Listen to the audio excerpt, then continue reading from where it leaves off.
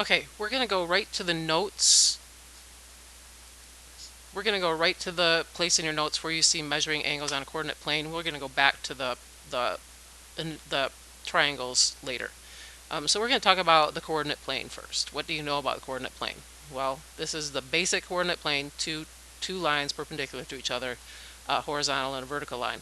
And we know that in this line we call the x-axis, right? We call this x-axis, and we call this line the y-axis. And we know that if I'm on the x-axis, on this part of the x-axis, that this is a positive x value. If I'm here, right here, I'm at 0, 0, I'm at the origin. And if I'm over here on the x-axis, I'm in the negative direction on the x-axis. Whereas on the y-axis, above the line, above the x-axis is positive, below is negative. Okay, and we also know that the quadrants, the coordinate plane is divided into 4 quadrants, and those are quadrants 1, 2, 3, and 4. And then if I use quadrants 1, 2, 3, and 4, I know that the positive x values and positive y values are going to lie in the first quadrant. In the first quadrant, all your x's and y's are going to be positive. Whereas in the second quadrant, the x values are going to be negative, but the y values are going to be positive. And down in the third quadrant, they're both negative. So we have negative, negative.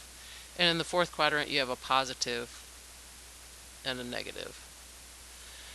So that's what you already know about the coordinate plane. I'm going to erase what's on the screen, so you might want to stop the video if you're still copying it down, copy that onto your paper, and then I'm going to put, and you might want to make this stuff a little smaller because we're going to do some more with this. So I'm going to reset. Now, when we measure angles, which this is going to be new material for you in the coordinate plane, we start with an initial side, and the initial side is always on the positive x-axis. So they're always going to be the positive x-axis, which is right here. Whoops. It's always going to be right here. It's going to be your initial side. The angle always starts right there. Whereas the terminal side, where the angle ends, is going to be anywhere.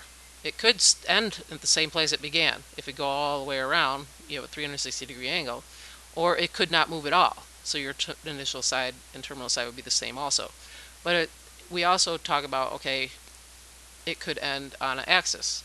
This angle could end right here on the positive y-axis. Then that would be from here to here, it would be a 90-degree angle. What if it doesn't end on an axis? It could end up in a quadrant somewhere. So if this ends in the second quadrant, you've moved about 90 degrees, or more than 90 degrees from here to here. It's probably about 120 degrees. We call this a positive angle because I moved in the positive direction. So the positive direction in the unit circle is always counterclockwise, backwards from the clock. Now what if I measure an angle going the other way from my initial side, which is always the positive x-axis, always positive x-axis, and I end at the same terminal side? Well, that's got a different measure if I go in the negative direction. Negative direction is going clockwise.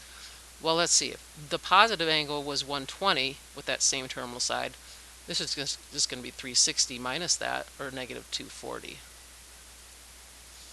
So a positive angle goes counterclockwise, negative angle moves clockwise. We're for now going to be concerned mostly with positive angles, the counterclockwise direction. We are going to come back to this in a later lesson. So I'm going to stop the video here and start a new one. So go ahead and make sure you have that copied down.